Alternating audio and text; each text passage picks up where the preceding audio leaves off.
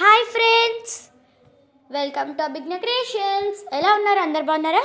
So ఈరోజు వీడియోలో అయితే మనము కొన్ని తెలుగు సామెతలు అయితే చూసేద్దాం. ఈరోజు నేను మీకు సామెతల గురించి చెప్తాను.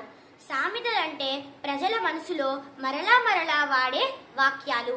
ఇవి హాస్యాన్ని, వినోదాన్ని, నీతిని, నిజాయితీని చాలా రకాలుగా మనకి అందజేస్తుంది. ఇవి చాలా భాషలో ఉన్నాయి. ఇప్పుడు మనము కొన్ని సామెతలు, వాటి సందర్భాలు, భావాలు తెలుసుకుందాం. మొదటి సామెత, మొక్కై వంగనిది మానాయి వంగున. మార్పు అనేది చిన్న వయసులోనే రావాలి. పిల్లలకు వారి బాల్యంలోనే మంచి చెడు నేర్పుతూ పెంచాలని తెలియజేసే సందర్భం. రెండవ సామెత, ఇల్లు అలకగానే పండుగ అవుతుందా. భావం, ఏదైనా పని ప్రారంభించగానే ఆ పనికి ఫలితం రాదు. సందర్భం, ఏదైనా పని మొదలు పెట్టగానే ఆ పనికి ఫలితం రాదు. దాని అంకిత భావమే అన్నిటినీ సమకూరుస్తుంది. మూడవది సామెత, చేసిన పాపాలకు పెట్టిన దీపాలు సరి. భావం, చెడును పోగొట్టుకోవడానికి చేసే మంచి పనులు ఎక్కువ ఫలితాన్ని ఇవ్వవు. సందర్భం, చేయకూడని పాపపు పనులు అన్నీ చేసేసి తీర్థయాత్రలు చేయటం వలన ఆ ప్రయోజనం ఉండదు. నాలుగవ సామెత, గుడ్డి కన్నా మెల్ల మేలు. భావం, ఏమీ లేని కంటే ఏదో ఒకటి ఉండడం మంచిది.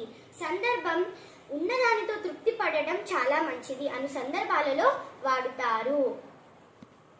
ఐదవ సామెత, పిట్ట కొంచెం కూత ఘనం. భావం, గొంతు చిన్నదైనా గట్టిగా అరిచినట్లు. సందర్భం, చిన్న పిల్లలైన అసాధారణ ప్రతిభ చూపిన సందర్భంలో. ఆరవది, ఆకాశానికి నిచ్చెన వేసినట్లు. భావం, ఆర్పుతకు మంచి ఆశపడటం. సందర్భం, అలివి కాని కోరికలు కోరిన సందర్భంలో. ఏడవది, చెవిటివాడి ముందు శంఖం ఊదినట్లే.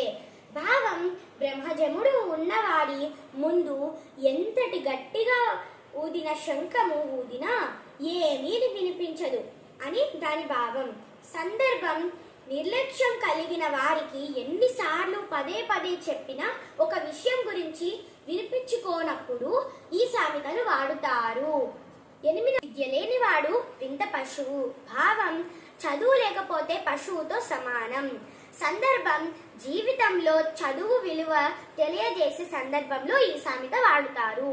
9వది, గోడ మీద పిల్లివాటం. భావం, సమయానుకూలంగా మారే ప్రవర్తించే స్వభావం. సందర్భం, ఏదైనా సందర్భంలో ఎవరి వైపు అని సందర్భంలో ఈ సామెతను వాడుతారు. 10వది, ఏనుగునైన ఎంటితో కట్టవచ్చు. భావం, ఏకమత్యంతో ఉంటే ఎంతటి విజయాన్నైనా సాధించగలము. సందర్భం, కలిసి ఉంటే కలదు సుఖం అని ఎందుకు అనరు, ఇందుకే ఈ సామెత ద్వారా అంటారు. 11వది, తుమ్మితే ఊడిపోయే ముక్కు ఎన్నాళ్ళు ఉండదు. భావం, సహజ బల సంపద లేని విషయాలు కలకాలం నిలబడవు. సందర్భం, మానవ జీవితంలో బంధాలు, అనుబంధాలు విషయాలలో ఈ సామెతను వాడుతారు. 12వది, పానకంలో పుడకవలే. భావం, పానకం త్రాగేటప్పుడు మధ్యలో వచ్చే పుల్ల అని అర్థం. సందర్భం, ఇద్దరు మాట్లాడుకునేటప్పుడు మధ్యలో దూరే వారికి అంతరాయం కలిగించటం. ఇంకా 13వది, వేడినీళ్లకు చన్నీళ్లు తోడైనట్టు. భావం, స్నానం చేసేటప్పుడు వేడి నీళ్లకు చన్నీళ్లకు తోడైతే ఆ స్నానం హాయిగా ఉంటుంది. సందర్భం, ఒకరి సంపదనతో ఇంకోరి సంపదన తోడైతే ఆర్త.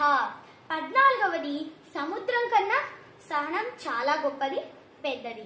భావం, మన చూసే సముద్రం కన్నా మనం చూపే సహనమే గొప్ప అని అర్థం. సందర్భం, సహనంతో ఉండటం అన్నది చాలా విశేషమైన విషయం అని దాన్ని అలవరుచుకొనే చెప్పే సందర్భంలో పై సామెతను వాడుతారు. ఇంకా 15వది, అమ్మ పోతే అడవి, కొనపోతే కొరివి. భావం, ఏదైనా అమ్ముకుందామంటే అడవి, అది ఎవరు కొనరు, పోని కొందామంటే అగ్నిని తాకినట్లే అని అర్థం. సందర్భం, బంగారం అమ్మబోయినా కొనబోయినా కొనేవారికి నష్టం. అలాంటి సందర్భాలలో ఈ సామెతను వాడుతారు. ఇంకా 16వది ఆవలిస్తే పేగులు లెక్క పెట్టినట్లు. భావం ఆవలింత వచ్చినప్పుడు శరీరంలోని పేగులు కనిపించటం. సందర్భం కొంతమంది నకసక పరిశీలన చేస్తూ మన మనసులోని విషయాలన్నిటినీ పసిగడతారు. అలాంటి సందర్భంలో ఈ సామెతను వాడుతారు. అందరికీ ధన్యవాదాలు.